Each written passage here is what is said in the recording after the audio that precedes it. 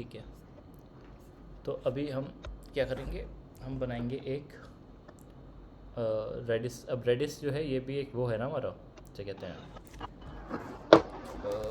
Database, cache की तरह use कर रहे हैं पर है तो वही। तो पैकेज बनेगा एक रेडिस का पूरा अलग, ठीक है। अब रेडिस के पैकेज के अंदर अपने को क्या करना पड़ेगा, रेडिस का भी पोर्ट होता है, रेडिस का भी TTL होता है, बाकी डिफ़ॉल्ट वैल्यूज़ होती हैं, पोर्ट नंबर होते हैं। तो इसमें हम फिर से बनाएंगे एक कॉन्फ़िग, और हम बनाएंगे इसमें सीरियलाइज़र्स होते हैं, वो बताता हूँ अभी कि क्या काम होता है। सीरियलाइज़र्स स्पेलिंग गलत हो सकती है, ठीक है। तो ये हमने कर दिया 2 आइटम। और अब ना ये तरीके हैं, लोग अलग अलग जगह पे रखते हैं, यूजुअली थोड़े रेडिस के सर्विसेज के अंदर डाल देते हैं, लेकिन हम यहाँ पे भी एक क्लास बना के रख सकते हैं रेडिस सर्विस, ठीक है। कैशे सर्विस रखते हैं वैसे रेडिस का, क्योंकि रेडिस के से हमने चेंज किया तो फिर चेंज हो जाएगा, कैशे सर्विस हो गया ये। और हम जाएंगे अपनी फिर रेडिस के अंदर, कॉन्फ़िग हमको रेडिस की बनानी पड़ेगी। अब रेडिस की कॉन्फ़िग में हम डालेंगे डेटा बहुत सारा, तो यहाँ पे रेडिस कॉन्फ़िग बनाएंगे। अब ये कॉन्फ़िगरेशन फाइल है तो थोड़ी चीज़ें ऑब्वियस वाली हैं कि हम कॉन्फ़िगरेशन लगाएंगे इसके ऊपर, ठीक है। अब ये क्या करता है, टेम्पलेट देता है कि सेव क्या होने वाला है इसमें ना, तो रेडिस टेम्पलेट, ओके। हमारे पास रेडिस टेम्पलेट है ही नहीं, पर रेडिस क्यों नहीं आया, आ तो जाना चाहिए था, कोई नहीं। और फिर मेवन रेडिस स्टार्टर,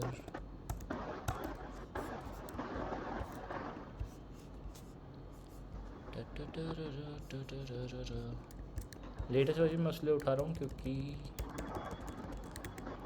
यही वर्जन के साथ हम काम कर सकते हैं हमारा, क्योंकि लेटेस्ट ही पड़ा है। अगर आपका बाकी वर्जन पुराने हैं तो पुराने उठाना, मतलब देख लेना कौन सा सही काम करता है साथ में, उस हिसाब से उठाना।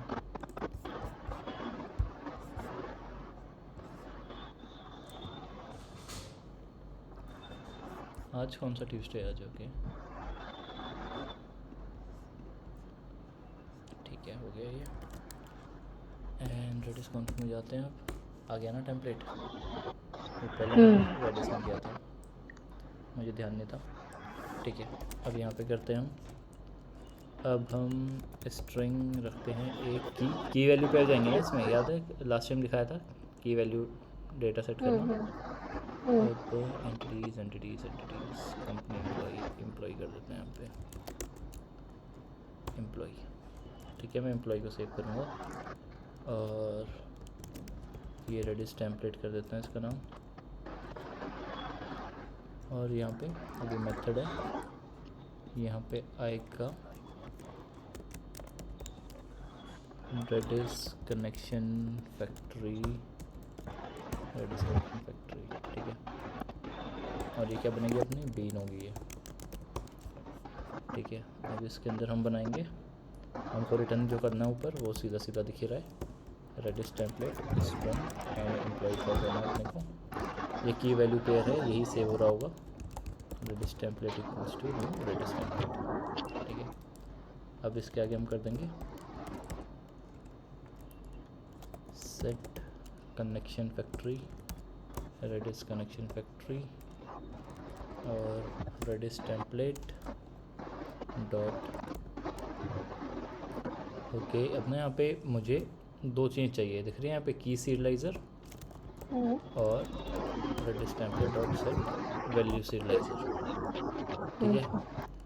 ये 2 आइटम है, और फिर हम क्या करेंगे, रिटर्न रेडिस टेम्पलेट।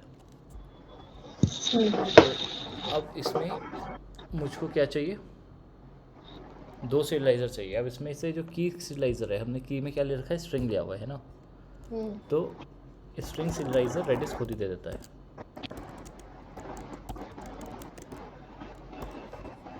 आगे ये string serializer, hi hello I am Audible,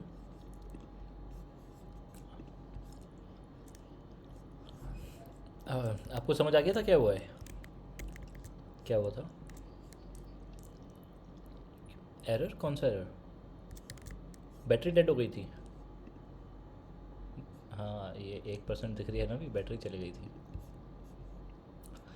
हाँ, नहीं, वो 9% में यूजली 1 घंटा चल जाता है, और पर नहीं चला।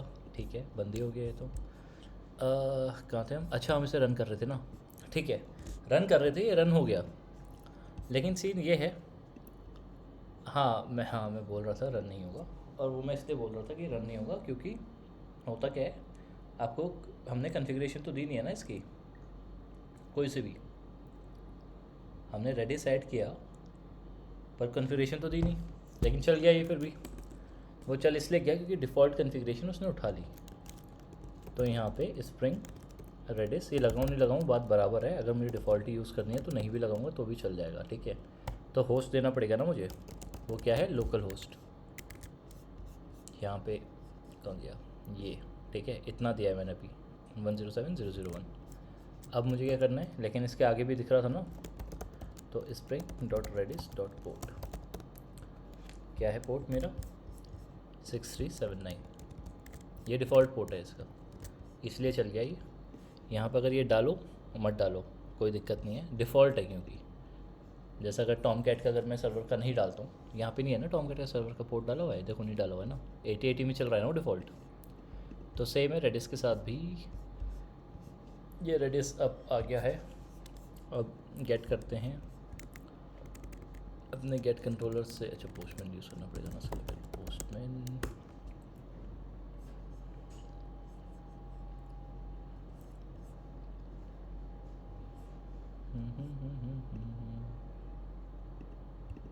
ओके, ठीक है, save employ, get employ, get employ बनाया नहीं है क्या हमने? ओके, कोई नहीं। Controller employ controller get EMP, ठीक है, लोकल होस्ट 8080 गेट। ओके, इससे पहले करना है EMP, ठीक है।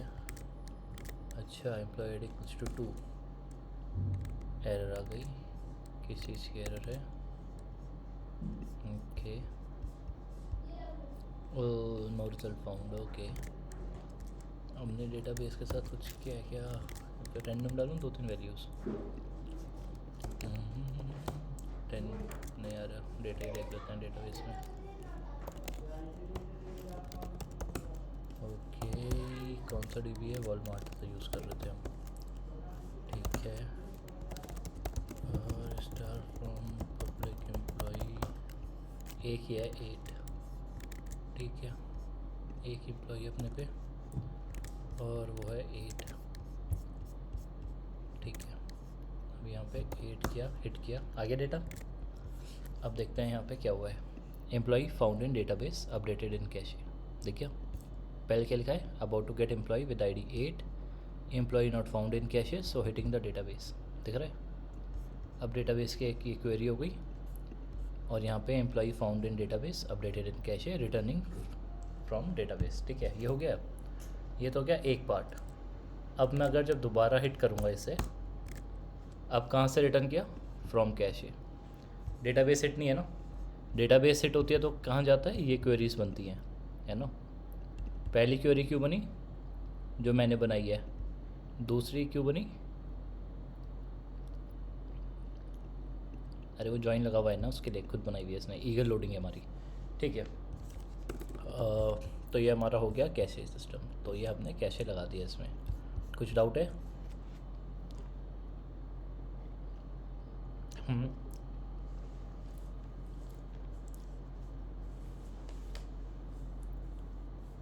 यार देखो, अब यहाँ पे भी ना, मैंने लास्ट टाइम बताया था, दो क्या टाइप के कैशे होते हैं आजकल। एक तो ये तो हो गया सेंट्रलाइज, हाइबरनेट का सेशन याद है, उसमें भी फर्स्ट लेवल और सेकंड लेवल कैशे था।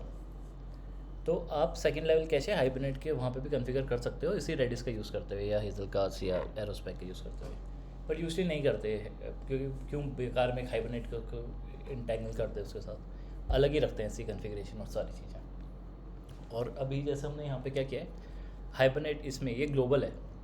आपकी अगर 10 मशीन भी चल रही होगी तो सेंट्रलाइज्ड है ना, 10 मशीन के लिए या 20 मशीन 100 मशीन जितनी भी हो जाए एक ही रेडिस सर्वर होगा। इसको भी डिस्ट्रीब्यूटेड कर सकते हैं, वो अलग आइटम है, पर उसके अंदर नहीं जाते अभी हम। तो अब सीन क्या है, हमारे पास ये जो रेडिस सर्वर है एक ही रहेगा चाहे मशीन 20 हो जाए। तो यहाँ पे आप कोई भी डेटा रख सकते हो, ऐसा नहीं है कि अपडेट हो गया तो कुछ फेल हो जाएगा। बस आपको इस चीज़ का ध्यान रखना है कि अगर आप अपडेट कर रहे हो, है ना, जैसे सेव वाला है, मैंने गेट तो कर लिया, मैंने गेट में लगाई है ना वो एम्प्लॉय सर्विस के यहाँ पे मैंने यहाँ पे लगा रखा है। तो अब ऐसे नहीं करना है ऐसे मैंने इसमें किया हुआ है कि गेट में लगा दिया सेव पे नहीं किया, तो आपको सेव में भी करना पड़ेगा। अब मान लो अबे अच्छा हाँ एक और चीज़ तो दिखाता हूँ यहाँ पे, अभी ना ये चला गया होगा, 1 मिनट का लिया है ना हमने, है ना, तो अब 1 मिनट हो गए होंगे। अब दोबारा हिट करूँगा तो अब कहाँ से आएगा, आया डेटाबेस से, ठीक है। अब मैं दिखाता हूँ इसमें यहाँ पे जाके रेडिस में, ठीक है, 8 दिख रहा है यहाँ पे, आ गया ये ऑब्जेक्ट दिख रहा है। अब इसमें जब मैं करूँगा TTL 8 37 है ना, 35 34 33 ये कम होता रहेगा, जैसे ये 0 हो जाएगा वैसे ही ख़त्म हो जाएगा, डिलीट हो जाएगी की। तो अभी हम थोड़ी सी बात करते रहेंगे, 25 सेकंड बचे हैं ना, तो अगर अब इन 25 सेकंड में मैं दोबारा इसको हिट मारता हूँ तो कहाँ से आएगा डेटा, अभी मैं वापस हिट मार रहा हूँ यहाँ से, कैशे से आया है ना, फिर से हिट मारा कैशे से आया। अब देखते हैं कितना बचा है, 12 सेकंड है ना, 10 सेकंड, तो 10 सेकंड है, अभी भी हिट मारूंगा कहाँ से आएगा, कैशे से आएगा। और एक और बार जल्दी से मार देता हूँ, कैशे से आया, ठीक है। अब डिलीट हो गया होगा वो TTL -2 मतलब डिलीटेड, ठीक है। अब हिट करूँगा कहाँ से आएगा, डेटाबेस से आया, डेटाबेस से, ठीक है। तो अब इसमें देखो सीन क्या होता है, क्या सेव कर सकते हो क्या नहीं कर सकते। मोस्ट जो भी आपकी ऐसी चीज़ है ना जो स्टैटिक है, जो मतलब कभी चेंज नहीं होने वाली, आप वो रख सकते हो उसके अंदर। जैसे यूजली क्या होता है, क्लाइंट होता है, तो आपका क्लाइंट नहीं बदलता कभी, इन द सेंस अगर मैं बताऊँ अपनी, अगर आपकी कोई ऑनलाइन असेसमेंट प्लेटफॉर्म है, ठीक है, जहाँ पे आके आप टेस्ट दे सकते हो, ये यूट्यूब में जाएगा इसलिए कंपनी का नाम नहीं ले रहा हूँ मैं। तो उस केस में अगर कोई IIT बेंगलोर आपका क्लाइंट है, वो आपकी वेबसाइट में आके अपने टेस्ट कंडक्ट करवाता है, ठीक है, तो वो क्या करेगा, तो उसमें जो IIT बॉम्बे है उसका क्लाइंट ID जो होगी कभी नहीं बदलेगी। उसमें जो IIT बॉम्बे है नाम, IIT बॉम्बे, IIT नाम कॉमन बदलेगा नहीं। उसका जो एड्रेस है वो कॉमन कभी बदलेगा नहीं। उसका जो फ़ोन नंबर है माइट गेट अपडेटेड, बट बहुत रेयर चांस है अपडेट होने के। तो ये वाला जो डेटा है ये बहुत ही ज़्यादा स्टैटिक है, मतलब हो सकता है कि कॉलेज का को भी मूव कर दिया हो A place to B, but बहुत ही रेयर चांस है, सालों में कभी होगा तो होगा वरना नहीं होगा। और अगर वो होगा भी तो हम सेव की API से उसको अप कर सकते हैं अपडेट, डेटाबेस में सेव करने से पहले डेटाबेस में सेव किया, उसके बाद यहाँ पे सेव करने के बाद यहाँ पे हम रेडिस में भी डाल देंगे उसको, उस डेटा को सर्विस लेयर में।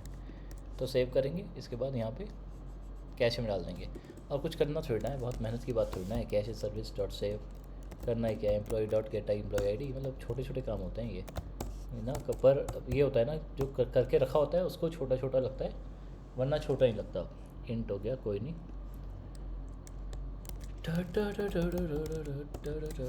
ठीक है, ये हो गया सेव, कुछ नहीं है। अब मैं अगर सेव भी करूँगा एम्प्लॉय को तो एम्प्लॉय सेव होते ही कैश में भी सेव हो जाएगा, बस अब नॉर्मल हो गया। तो अब डिपेंड करता है, अगर एम्प्लॉय है, एम्प्लॉय का नाम चेंज नहीं होना, एम्प्लॉय ID चेंज नहीं होनी, एम्प्लॉय का address might get change, but ज़रूरी नहीं है कि बार बार चेंज होता रहे। वन टाइम चेंज हो जाएगा तो हम कर देंगे यहाँ से कैशे से चेंज, कोई दिक्कत नहीं है। डेटाबेस से आएगा तो डेटाबेस में तो सेव कर ही रहे हैं, डेटाबेस से भी नया आउट क्या आएगा। अगर मैंने अपडेट कर दिया, कैशे में पड़ा है, मैंने बीच में अपडेट कर दिया, तब भी कैशे से अपडेट हो गया जाएगा। तो खाली वही डेटा यूज़ करना होता है कैशे में डाल के जिसमें जो स्टैटिक रहेगा मोस्टली, और जो वोलेटाइल नहीं है। जैसे अमाउंट है तो बैलेंस अमाउंट आप कभी कैशे में नहीं रखोगे, क्योंकि वो तो चेंज होता रहेगा ना, वो डेटाबेस से उठाओगे हमेशा। बैंक का अगर कोई बैलेंस है तो उसका सेंस नहीं बनता। बाकी जो भी डेटा आपका मोस्ट एक्सेसड है, जैसे बात हमने पहले भी कर ली थी कि अगर आपने स्विगी से कुछ ऑर्डर किया है तो मोस्ट कॉमन आइटम है कि आप 1 2 3 घंटे के अंदर उसको वापस एक्सेस करोगे ही करोगे। 3 घंटे के बाद नहीं करोगे, या तो खाना आके खा के डकार मार चुके होंगे, उसके बाद कोई कुछ नहीं करता। तो ये जो हमने यहाँ पे डाला है 1 मिनट का TTL, वो आप 3 घंटे डाल दोगे उसके अंदर सीधा सीधा। तो और उसमें भी कुछ खास करने का होता नहीं है यहाँ पे, जो सेव है यहाँ पे मैं क्या कर दूँगा, खाली 3 कर दूँगा, और टाइम यूनिट की जगह क्या कर दूँगा मैं यहाँ पे आर कर दूँगा, आवर्स, बस 3 घंटे हो गया और कुछ नहीं है। फिलहाल सेकेंड से रख देते हैं इनसे, ठीक है। और ये 60 सेकंड, 2 मिनट 120 सेकंड ये होता है फ़्लाइट के डेटा में, कि 1-2 मिनट 5 मिनट ज़्यादा 10 मिनट के लिए ही वैलिडिटी रहती है उस फ्लाइट के रेट से बार बार चेंज होते रहते हैं। तो जो भी डेटा आपके पास स्टैटिक है, आपको पता है वो स्टैटिक है, वो आप रखोगे कैशे में। अब बहुत सारे एग्जांपल है, जैसे मैंने एक एम्प्लॉय का ले लिया, वैसे ही आपके शो हैं, जैसे book my ticket, book my show. तो जो बुक माई शो वेबसाइट है, जो पेटीएम दिखाती है हमको मूवी, तो वो स्टैटिक डेटा है ना मूवी का, कि भाई ये मूवी है। सीट से बात नहीं कर रहा हूँ, seat is a dynamic item, again वो चेंज होती रहेगी, लेकिन जो मूवी का नाम है, मूवी का पोस्टर है, तो मूवी का पोस्टर डायरेक्ट सेव नहीं होगा, मूवी का पोस्टर का यूआरएल्स होगा अपने पास, और वो किसी S3 जैसी सर्विस में होगी सेव। तो उस मूवी के पोस्टर का यूआरएल, मूवी का नाम, मूवी के एक्टर का नाम, कास्ट का नाम, क्रू का नाम, और मूवी का जो भी डिस्क्रिप्शन होता है कि वो क्या है उसका नाम, सिनॉप्सिस क्या है उस पर्टिकुलर मूवी की, वो कभी चेंज नहीं होने वाला। तो ये चीज़, और उसको पता है ऑब्वियसली आइटम है कि अगर कोई 2 हफ्ते बाद मूवी आ रही है या 1 हफ्ते बाद आ रही है, तो बंदे बार बार आएंगे ही और उस मूवी का डेटा को एक्सेस करेंगे ही। तो बार बार डेटाबेस को हिट मारना सेंस नहीं बनाता इस चीज़ में। तो किस में सेंस बनाएगा कि आप कैश में रख दो, डेटाबेस से हिट बचाओ, कैश में रख दो इस डेटा को। अब कैसे से आता रहेगा डेटा, O1 में आता है कैसे डेटा, डेटाबेस से तो O1 में आता नहीं, डेटाबेस से तो आप इंडेक्सिंग काम आएगी आपकी, मतलब कुछ भी कर लो, लॉग इन टाइप तो लग ही जाएगा डेटाबेस से लाने में। तो ये चीज़ रहती है, तो आप खुद डिसाइड कर सकते हो, ऐसे विद टाइम समझ आ जाएगा क्या रख सकते हैं क्या नहीं रख सकते, क्योंकि जैसे आप सोचोगे ना कुछ चीज़ रखने के लिए, तो वो बहुत चेंज होती है नहीं होती, ये चीज़ आपको समझ आ जाएगी। अगर वो हाईली फ्लक्चुएटिंग होगी वो डेटा, तो आप नहीं रखोगे कैशे में। बट ये मत सोचना कि कभी नहीं रखते, क्योंकि हाईली फ्लक्चुएटिंग तो एयरलाइन के प्राइसेस भी होते हैं। लेकिन अब सीन क्या है कि एयरलाइन के प्राइसेस हाईली फ्लक्चुएटिंग होते हैं, लेकिन वो भी फिर डेटाबेस में रखने का भी फ़ायदा नहीं है ना उनका। डेटाबेस में कितना इंसर्ट डिलीट करते रहेंगे, और कैशे में ऑटो डिलीट मिलता ही, अपने को TTL सेट कर दिया। तो यहाँ पे भी यूज़ होता है कैशे, यहाँ पे हाईली फ्लक्चुएटिंग है, लेकिन डिलीट के लिए भी ऑप्शन चाहिए। अब मुझे क्या मतलब कि 9:40 में किसी एयरलाइन की टिकट कितने रुपए की बिक रही थी, कोई सेंस नहीं है ना इसका मेरे लिए। हाँ, ग्राफ सा बन रहा होगा और कोई ना कोई सेव कर रहा होगा, मतलब अगर इंपॉर्टेंट है। शेयर मार्केट में भी ये फ्लक्चुएशन होती रहती है ऊपर नीचे, बट वो इंपॉर्टेंट फ्लक्चुएशन है, उससे मॉनिटरी लॉस और वो लिखा होता है, वो एक शेयर का एक पर्टिकुलर होता है। तो पूरा देश, पूरी कंट्री या पूरी दुनिया उसी एक डेटा को देख रही होती है for one company. But airline के प्राइसेस तो अलग अलग है ना, दुनिया भर में कितनी एयरलाइन है, ऐसा तो है नहीं कि एक ही एयरलाइन है और एक ही फ़्लाइट है, फ़्लाइट भी चेंज होती रहती है। मतलब कोई परसिस्टेंट नहीं है, जो फ़्लाइट का डेटा है उसको सेव करने का कोई रीज़न नहीं है कि वो जो चेंज हो रहा है रेट उसका ऊपर नीचे, तो कोई उसको सेव ही नहीं करता है। सीधा सीधा जब बुकिंग करनी होती है तो फ़्लाइट वालों से एंड में पूछ लेते हैं कि अच्छा आखिरी बार हमने जो देखा था प्राइस था 150, आप ज़रा फिर से बता दो कितना प्राइस है। इसलिए अगर कभी फ़्लाइट बुक करी होगी ना, तो उसमें फेयर रेस का वो दिखाते हैं वो लोग, कि फेयर बढ़ चुके हैं, do you want to proceed, ये ऑप्शन आता है। क्योंकि अब होगा क्या कि 10 मिनट पहले, 10 मिनट तक कैशे में था वो डेटा, और 10 मिनट के बाद कैशे डिलीट होगा। ये TTL देख रहे थे ना, मान लो कि 5 मिनट हो गए, 5 मिनट हो चुके हैं और 5 मिनट हो गए, लेकिन TTL 10 मिनट का था, 5 मिनट हो गए और वो प्राइस चेंज हो गया है। आपने 10,000 देखा है, वो 11 कर दिया इन लोगों ने, बट आपने तो 5-10 देख के आपने क्लिक कर दिया, हाँ जी बुक कर दो। और जब आप बुक में क्लिक करोगे तब वो दोबारा से API हिट करेंगे बैकएंड में एयरलाइन की, और एयरलाइन को बोलेंगे भाई ब्लॉक कर दो इसको 10,000 में। एयरलाइन रिटर्न करेगा भाई साहब 11,000 है, वो फिर आपको बोल देगा भाई साहब 11,000 है, फेयर चेंज हो चुके हैं, do you want to proceed, तो आपको 11,000 से चेंज करना है। लेकिन यहाँ पे थोड़ी कंपनी बड़ी बेकार होती है या थोड़े हरामी टाइप होती हैं, वो क्या करती हैं, अगर फेयर बढ़ गए तब तो दिखा देगी, कम हो गए तो नहीं दिखाती। तो तो अब क्योंकि आप जब मान चुके ही हो कि आप 10,000 की लेने को तैयार हो, अब 9,000 की हो गई तो क्यों, 1,000 का तो डायरेक्ट मुनाफा है ना। फिर लो प्रेफेयर भी नहीं करते वो अपने, फिर उसमें प्रॉफिट में ऐड कर देते हैं उसको कि हमारा प्रॉफिट है। तो ये चलता है सीधा सीधा सीन। और बस तो इतना ही है अभी हमारा कैशे, और हमने कैशे कर लिया है। अब थोड़ी सी चीज़ें बची है हमारी बस। अच्छा हाँ यार, आप लोग ना अपने प्रोजेक्ट बता दो क्या क्या बनाओगे, कोड रिव्यू भी तो कराना है ना, बताओ क्या बनाओगे।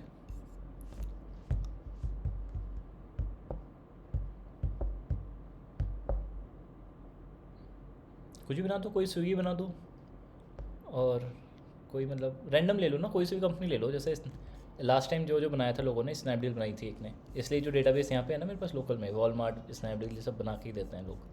तो कोई सा भी ले लो, तो कोई फ्लिपकार्ट बना दो, कोई स्विगी बना दो, मतलब वो वाला यूज़ केस ले लो जिसमें ये सारे यूज़ होते हैं। जैसे स्विगी का यूज़ केस दिख रहा है रेडिस वाला ना, डेटाबेस तो देखो हर एक में यूज़ काम आएगा। डेटाबेस में तो ऐसा है नहीं किसी में काम नहीं आना, रेडिस भी ऐसा हर एक में काम आना है। बट रेडिस स्विगी में समझ आ रहा है 3 घंटे का टीटीएल सेट हो जाएगा, तो वो बना के रख दो यहाँ पे, टीटीएल 3 घंटे का डाल दो। तो कोई रेडिस बना लो, सॉरी रेडिस कह रहा हूँ, कोई स्विगी बना लो, कोई जोमेटो बन बनाओ, फिर दोनों सेम हो जाएगी। फिर कोई स्नैपडील नहीं तो फ्लिपकार्ट बना लो, और वरना और क्या ऐप यूज़ करते हैं हम, कोई ग्रो बना लो, ऑनलाइन कुछ बेचने खरीदने हो, ये शेयर मार्केट वाला बना लो, जिसमें शेयर का प्राइस आएगा फिर वो फ्लक्चुएट होता रहेगा, तो टीटीएल बार बार चेंज कर दो। तो वो सब चीज़ें कर सकते हो, या स्ट्रीम्स वाला भी बना सकते हो, पर वो बाद में बनाओगे, भी नहीं बना पाओगे। बताओ, सजेशन दो, बाकी क्या बनाना चाहोगे। और एक और चीज़ है ना हमारे पास सीन ये है, हमारे पास बैकेंड है। फ्रंट एंड का भी सीन होता तो बहुत ही, फिर तो हमारे पास बहुत सारा वो खुल जाता है रास्ते बनाने के लिए। हम खाली भी फ़िलहाल बैकेंड का बनाएंगे। फ्रंट एंड किसी को अगर यूज़ करना है तो कर लेना, लेकिन बहुत hi fi front end use मत करना। मैं फिर फ्रंट एंड का कोड रिव्यू नहीं कर पाऊँगा, मैं वैसे भी बैकेंड का ही करूँगा, फ्रंट एंड वैसे भी मैं नहीं कर पाऊँगा कोड रिव्यूज़ का। तो बेस्ट प्रैक्टिस नहीं पता मुझे। Booking.com बना लो, कोई ट्रैवल की बना लो ना कोई भी। तो बताओ क्या बना रहे, कौन क्या बना रहा है। मेक माई ट्रिप बना लो, रेडविस बना लो। करना क्या है, नाम ही तो बदलना है, बाकी काम तो सबका सेम है। डेटा आप सेव करोगे और दिखा दोगे सामने। हेलो, हाँ तो सीमा आप क्या बना रहे हो। हाँ हाँ हाँ हाँ, वो देखो वो आपके ऊपर है। 2-3 मतलब एक सिंगल भी ले सकते हो, कोई दिक्कत नहीं है मुझे। बस ये देखना है कि आप पूरा बना रहे हो नहीं बना पा रहे हो, बस वो है इसमें। और आपको एक हैंड्स ऑन हो जाएगा। जैसे अभी सुन लिया ना आप लोगों ने, अभी क्या हो रहा है, मैं बना रहा हूँ, ये पूरा मैंने लिखा है और मैंने बहुत बार लिखा है, इसलिए मुझे रटा हुआ है। इवन प्रॉपर्टीज़ भी मुझे रटने की ज़रूरत नहीं होती, मतलब गूगल करने की ज़रूरत नहीं होती, ये भी मुझे पता है। क्योंकि ना आपको भी विद टाइम समझ आ जाएगा है क्या, स्प्रिंग लिखना है, रेडिस लिखना है, होस्ट एंड पोर्ट, कुछ खास नहीं है। स्प्रिंग लिखना है, डेटा सोर्स लिखना है, यूज़र नेम एंड पासवर्ड, तो ये भी कुछ अलग नहीं है। लोगों को देखने से लगता है कि यार वो कितना रटा हुआ है, आपको कुछ है ही नहीं। बेसिक से आइटम है। स्प्रिंग में MVC है, MVC के अंदर व्यू बोलते हैं उसको, उसमें प्रीफिक्स सफिक्स होता है, तो सीधा सीधा कुछ खास नहीं है ये। तो अब जैसे मुझे तो रटे हुए हैं ना, तो आपको भी थोड़ा आदत होना चाहिए।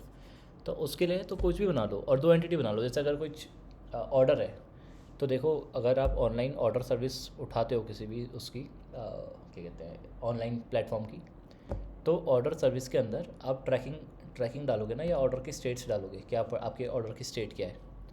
तो खाली एक ऑर्डर, एक एंटिटी बना दो ऑर्डर के अंदर जो भी चीज़ें होंगी, प्रोडक्ट आईडी होगी, है ना, डिलीवरी स्टेटस होगा उसका कि शिफ्ट हो गया है, या खाली बुकड है, या कैंसिल्ड है। तो इसको एज अ इनम ले लेना, और फिर उसके अंदर डाल दो कि ऑर्डर जो है वो किससे मैप्ड होगा। एक किसी कस्टमर से मैप्ड होगा ना, यूज़र से मैप्ड होगा। तो और फिर इसमें रिलेशन क्या बनेंगे, अ user can have many orders, है ना, तो 1 to many होगा। स्टेट क्या है, पेड है, अनपेड है, तो और फिर डिलीवरी स्टेटस क्या है, मॉनिटरी स्टेटस क्या है। तो ये सब करके आपको 2 एंटिटी तो मिनिमम लगेगी कुछ भी बनाओगे। जैसे अभी हमने वाला एग्जांपल देखा ना कि यूज़र और ऑर्डर हो गया, तो यहाँ पे अब प्रोडक्ट भी कर सकते हो आप। खाली एक कोई प्रोडक्ट ले लो, बहुत सारे प्रोडक्ट ले लो, और फिर अब इसमें भी जो मैं कह रहा हूँ, ऑर्डर वाली टेबल में भी आपको प्रोडक्ट भी बनानी पड़ेगी एक टेबल, क्योंकि प्रोडक्ट ही तो बेचोगे आप। तो प्रोडक्ट की आईडी जाएगी फॉरेन की पे। तो अब इस हिसाब से आप खाली एक उसका छोटा सा पार्ट बना के दिखा देना। जैसे आप ऑर्डर कुछ दे रहे हो, तो एक API बना देना, जिससे मैं डाल दूँ कि अच्छा ठीक है, मुझको आप निविया की क्रीम दे दो, और उसमें मैं अपना एड्रेस डाल दूँ, यूज़र बना पड़ा हो मेरा, और फिर उस यूज़र के पैरेलली मैं एक निविया की क्रीम ऑर्डर कर दूँ। फिर एक API बना देना जिसमें वो जो ऑर्डर है उसका स्टेटस अपडेट होता रहे। एक API बना देना जिससे वो जो ऑर्डर का स्टेटस है वो मुझे पता चलता रहे। ठीक है, तो क्या किया आपने, एक API बनाई ऑर्डर क्रिएट करने की, एक API बनाओगे यूज़र क्रिएट करने की, एक API बनाओगे प्रोडक्ट क्रिएट करने की, एक API बनाओगे ऑर्डर करने की, एक API बनाओगे ऑर्डर अपडेट करने की, और एक API बनाओगे ऑर्डर स्टेटस फेच करने की। बस 5 API में काम खत्म। 3 एंटिटी 5 API।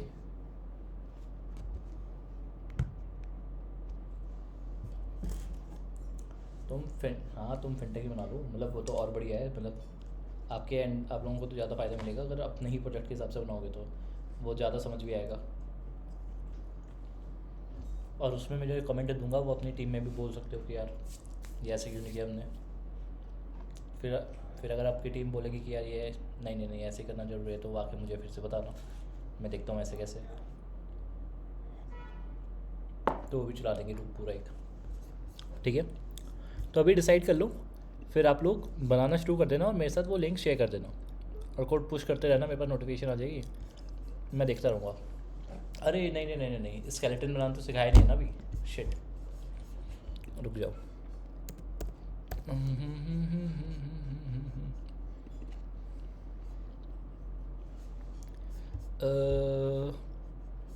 आज हमने रेडिस कर लिया ना, ये तीनों तो बेसिक हैं, ठीक है। तो एक काम करते हैं, कल हम ना स्केलेटन क्रिएशन सीख लेंगे, ये सीख लेंगे, इसके बाद आप बनाना शुरू कर देना। अच्छा, स्केलेटन क्या होता है, ठीक है। अभी ये जो है ना, ये जो स्ट्रक्चर है, ये जो स्ट्रक्चर हम देख रहे हैं यहाँ पे, इसी को स्केलेटन कहते हैं ना। पर यहाँ पे क्या है, हम खाली सर्विस का देख रहे हैं, लेकिन खाली सर्विस का नहीं होता, इसके साथ ना अलग अलग चीज़ें और होती हैं, तो देख लेंगे। इसके अंदर लिक्विड बेस भी होता है, हम यूज़ नहीं करेंगे, पर लिक्विड बेस का भी एक फोल्डर बना देंगे। ये खाली ऐसा नहीं होता हाइबरनेट के अंदर, हमने ये सीधा ये बना ली ना, तो ये हाइबरनेट, इसका तो नाम भी बदल दूंगा मैं।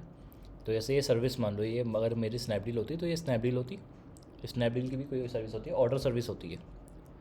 अगर ये ऑर्डर होता, इसका नाम होता खाली ऑर्डर, ऑर्डर के अंदर होती है एक ऑर्डर सर्विस, जो अभी हम जो हमारा एक कोड है वो होता है ऑर्डर सर्विस का पार्ट खाली। फिर एक होता हमारा लिक्विड बेस जो इसको मैनेज करता। फिर एक फोल्डर होता है हमारा जो क्लाइंट का होता है, क्लाइंट मतलब कम्युनिकेट कैसे करेगा कोई हमारी माइक्रो सर्विस से थ्रू अवर जार, तो वो क्लाइंट का फोल्डर होता है। वैसे करके पूरा हम स्ट्रक्चर देखेंगे। फिर ये पॉम के भी स्ट्रक्चर होते हैं। अभी क्या है, पॉम के अंदर हमने पॉम ही वर्जन, इसके अंदर खाली वो ही देखा है ना, नॉर्मल, ओके, ग्रुप आईडी। अभी इसके अंदर ना इसके टाइप भी पॉम हो जाएगा। अभी तो ये नॉर्मल जार जार चलता रहता है ना, यहाँ पे नहीं लिखा हमने जार, कहीं पे जार ये वर्ड नहीं है, पैकेजिंग जार नहीं है वॉर, ओके कूल।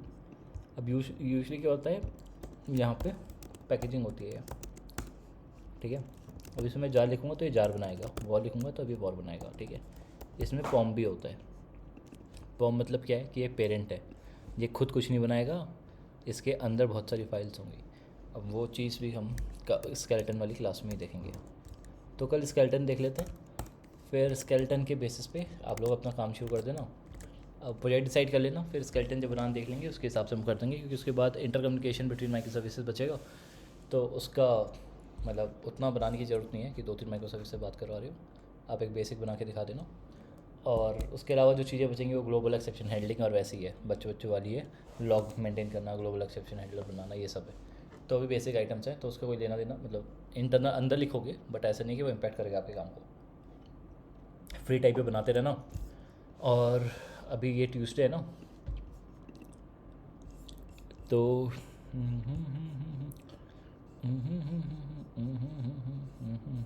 कितना 8 तक सबमिट कर दोगे, कि बहुत छोटा है ना, या तो सैटरडे संडे ही बना देना, 2 को ही सबमिट कर देना, देख लेना। मतलब 8 तक की तो डेडलाइन ले ही लेना, लेकिन अगर हो पाए तो सेकंड को ही दे देना, मतलब रिव्यू के लिए, ऐसा नहीं है कि बन जाना चाहिए, रिव्यू के लिए दे देना, ताकि कुछ कमेंट हो तो मैं देख लूँ आप कैसा कोड लिख रहे हो ना, थोड़ा बहुत आ जाए। अभी वैसे भी रिव्यू तो मिलता होगा, तुम्हें तो मिलता ही होगा उन्नीसा, आपको नहीं मिलता होगा रिव्यू सीमा, तो हाँ, तो आप क्योंकि आप उस लेवल पे हो ना, आप दूसरों को दोगे तो इसलिए आपको नहीं मिलेगा।